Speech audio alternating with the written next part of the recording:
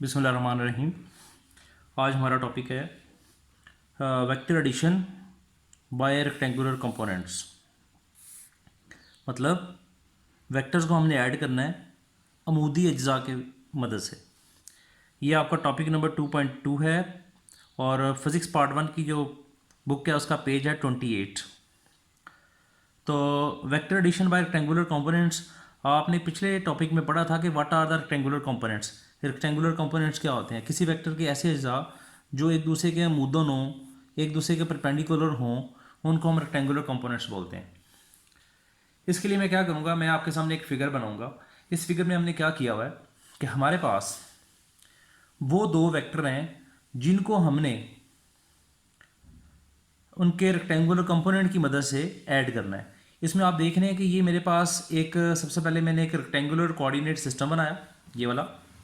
एक हमारा x axis है, दूसरा हमारा वाई एक्सिस है। हमने एक वेक्टर लिया, उस वेक्टर का नाम है ओ एम। इस वेक्टर का नाम है ए। इस वेक्टर ए के हेड पर हमने एक वेक्टर लगाया बी। बी वेक्टर जो है वो एम से स्टार्ट हो रहा है और पी पॉइंट तक जा रहा है। और ये दोनों वेक्टर की जो एडिशन है ये हेड टू टेल रूल के जरिए हुई है। उसके बाद ये दो वेक्टर तो ऐड हो गए। अब according to head to tail rule हमने इन दोनों वेक्टर का रिजल्टेंट भी बनाया। रिजल्टेंट हमने कैसे बनाया कि पहले वेक्टर की टेल के साथ रिजल्टेंट वेक्टर की टेल और आखिरी वेक्टर के हेड के साथ रिजल्टेंट वेक्टर का हमने हेड लगा दिया। इस तरह ये दो वेक्टर ऐड तो हो गए, लेकिन हमने अब इनका रिजल्टेंट मालूम करना है बाय रेक्टेंगुलर कंपोनेंट्स। मतलब हमने अब बारी बारी वेक्टर ए का, वेक्टर बी का और वेक्टर आर का एक्स कंपोनेंट और वाई कंपोनेंट ड्रा करना है। तो कंपोनेंट ड्रा करने के लिए आपने पहले भी काफ़ी दफ़ा इसको पढ़ चुके हैं कि कंपोनेंट कैसे ड्रा होते हैं। तो उसके लिए हम क्या करेंगे कि हम वेक्टर ए के हेड से एक परपेंडिकुलर ड्रा करेंगे ऑन एक्स एक्सिस। इस परपेंडिकुलर ने एक्स एक्सिस को पॉइंट क्यू पर कट किया। उसके बाद इसी तरह मैं वेक्टर बी का भी एक कंपोनेंट ड्रा करूंगा। मैं वेक्टर पॉइंट पी से एक परपेंडिकुलर ड्रा करूंगा ऑन एक्स एक्सिस। ये परपेंडिकुलर एक्स एक्सिस को वेक्टर पॉइंट आर पर कट करेगा। उसके बाद मैं पॉइंट एम को पॉइंट एस के साथ मिला दूंगा। इसमें आप देख रहे हैं कि हमारे पास वेक्टर ए के दो कंपोनेंट बने हैं। एक बना ओ से लेकर क्यू तक, इसका नाम है ए एक्स। एक कंपोनेंट हमारे पास बना क्यू से लेकर आर तक, ये जो कंपोनेंट है इसका नाम होगा बी एक्स। इसका नाम बी एक्स क्यों है? क्योंकि अगर आप इसके सीध पर ऊपर जाएं, ये देखें, अगर इसके बिल्कुल ऊपर जाएं तो आपको इसके सामने बी वेक्टर नजर आ रहा है। ये तो हो गया वेक्टर ए का एक्स कंपोनेंट और वेक्टर बी का एक्स कंपोनेंट। अब अगर हम वाई कंपोनेंट की तरफ जाएं तो ये वाली जो लाइन हमने ड्रॉ की थी, ये वाला जो परपेंडिकुलर बनाया था, जहां पर पॉइंट एस है, पॉइंट आर से लेकर पॉइंट एस तक वेक्टर ए का वाई कंपोनेंट है, जबकि पॉइंट एस से लेकर पॉइंट पी तक वेक्टर बी का वाई कंपोनेंट है। ऐसा क्यों है?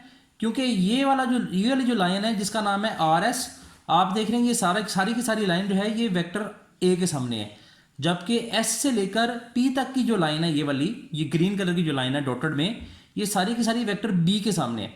तो इस तरह जो वेक्टर बी है उसका भी एक वाई कंपोनेंट बन गया। अब रह गया वेक्टर आर। तो वेक्टर आर को इन्हीं के ऊपर ड्रा नहीं किया जा सकता क्योंकि फिर वो ओवरलैप हो जाएंगे, हमें पता नहीं चलेगा कि जनाब कौन ए है, कौन बी है और कौन आर है।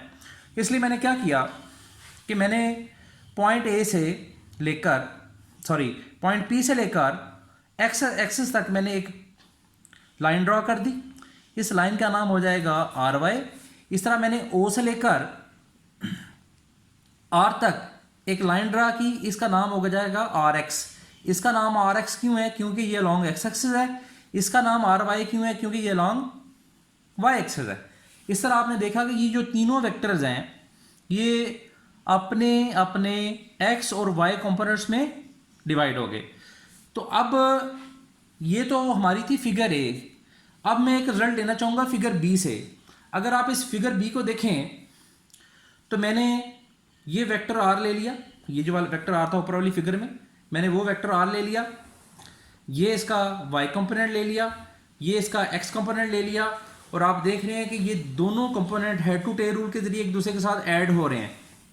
अब हम क्या कर रहे हैं, हमने इस फिगर की मदद से एक इक्वेशन लिख ली। वो इक्वेशन क्या है, r इज इक्वल टू, मतलब vector r is equal to R X I plus R Y J. ये हमारे पास जो रिलेशन आया है ये आया हेड टू टेल रूल के जरिए, और इसको हमने लिया वेक्टर b की मदद से। वैसे तो वेक्टर a की मदद से भी लिया जा सकता है कि ये वाला जो हिस्सा है, ये वाला, ये सारा हिस्सा जो है वो है। अब हमें वेक्टर r फाइंड आउट करने के लिए आर एक्स की वैल्यू फाइंड आउट करनी है और हमने आर वाई की वैल्यू फाइंड आउट करनी है। आर एक्स जो है वो x कंपोनेंट है वेक्टर r का, आर वाई जो है वो y कंपोनेंट है वेक्टर r का। उसके बाद आर एक्स को कैलकुलेट करने के लिए मैं क्या करूंगा, मैं फिगर में जाऊंगा, ये वाली जो फिगर है फिगर ए, इसमें मैं क्या करूंगा कि ये जो लाइन है जिसका नाम है ओ आर, आप फिगर में देख रहे हैं, चूंकि मैं आर एक्स की वैल्यू मालूम कर रहा हूं तो इसलिए मैं अलॉन्ग आर एक्स ही जाऊंगा। तो इसके लिए मैं इस्तेमाल करूंगा ओ से लेकर आर तक, क्योंकि ये अलॉन्ग एक्स एक्सिस है। अब मैं यहां पर देखूंगा कि ये जो ओ आर है ये किसके बराबर है, ओ आर जो है ये बराबर है O Q plus Q R. तो उसी को मैंने लिख दिया, O R is equal to O Q plus Q R. अब यहां पर आप देख रहे हैं कि क्यू आर की जगह पर मैंने लिख दिया एम एस। अगर आप फिगर में देखें तो क्यू आर जो है ये बराबर है एम एस के। अगर आप ये वाला जो स्टेप है ये नहीं भी करेंगे तो काम चल जाएगा, क्योंकि आपकी बुक वालों ने ये स्टेप किया हुआ है तो मैंने भी कर दिया। तो यहां पर आ जाएगा क्यू आर की जगह पर हमने लगा दिया एम एस। यहां पर ये जो क्यू आर है ये बी एक्स के बराबर है, और जो ओ क्यू है ये ए एक्स के बराबर है, और जो ओ आर है ये आर एक्स के बराबर है। तो मैंने यही किया, मैंने ओ आर की जगह पर आर एक्स लगा दिया, ओ क्यू की जगह पर ए एक्स लगा दिया, एम एस की जगह पर बी एक्स लगा दिया। तो ये आपके पास इक्वेशन बन गई। इसको मैंने इक्वेशन नंबर 2 का नाम दे दिया। अब ये इक्वेशन आपसे क्या कह रही है, ये इक्वेशन जो है अगर लफ्जों में बयान की जाए तो हम यहां पर ये कहते हैं the X component of vector R is equal to the sum of x component of vector A and the x component of vector B।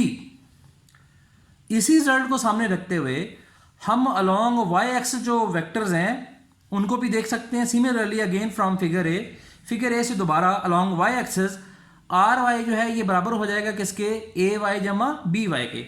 आप यहां पर देख रहे हैं कि ये आपका आर वाई है, ये जो आर वाई है यहां से लेकर यहां तक ये किसके बराबर है, ए वाई जमा पी वाई। तो वही मैंने लिख दिया यहां पर।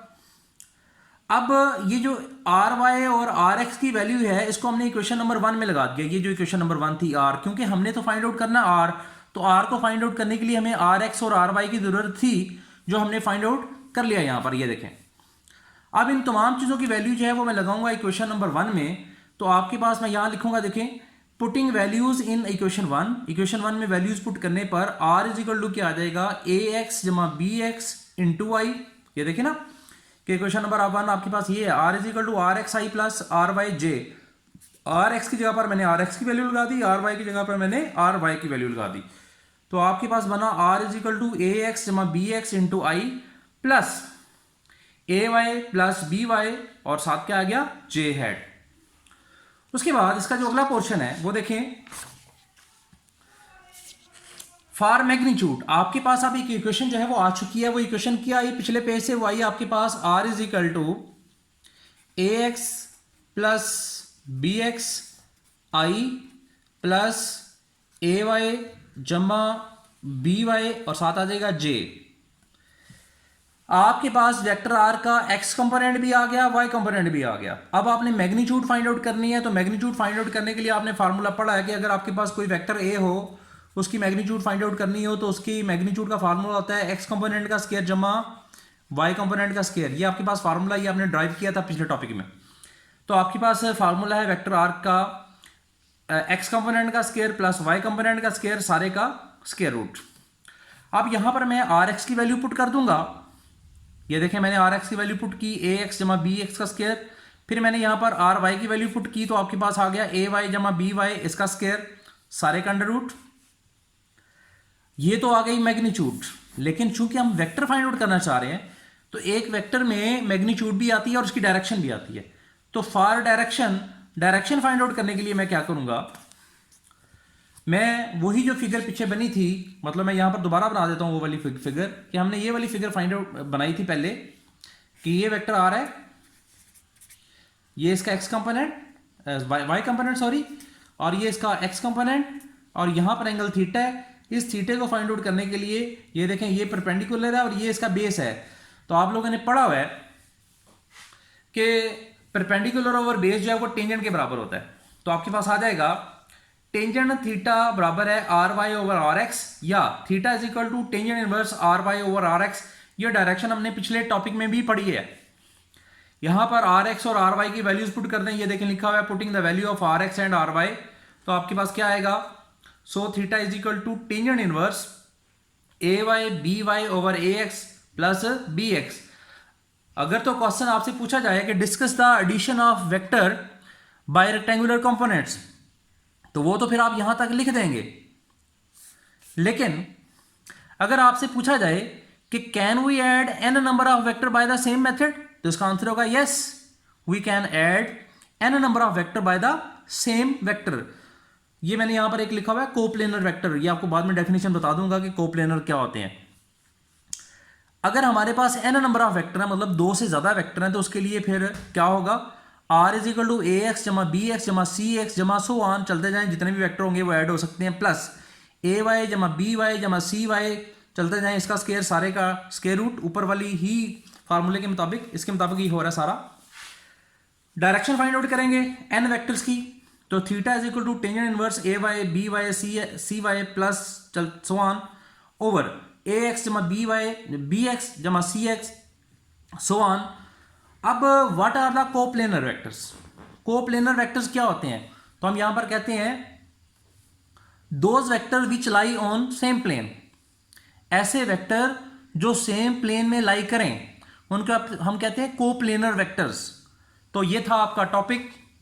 इंशाल्लाह इसके बाद हमारा जो टॉपिक आएगा वो होगा वेक्टर प्रोडक्ट। अगर आपको ये चैनल अच्छा लग रहा है, आपको ये स्टडी अच्छी लग रही है, तो प्लीज़ इस चैनल को सब्सक्राइब करें, लाइक करें और शेयर करें। शुक्रिया।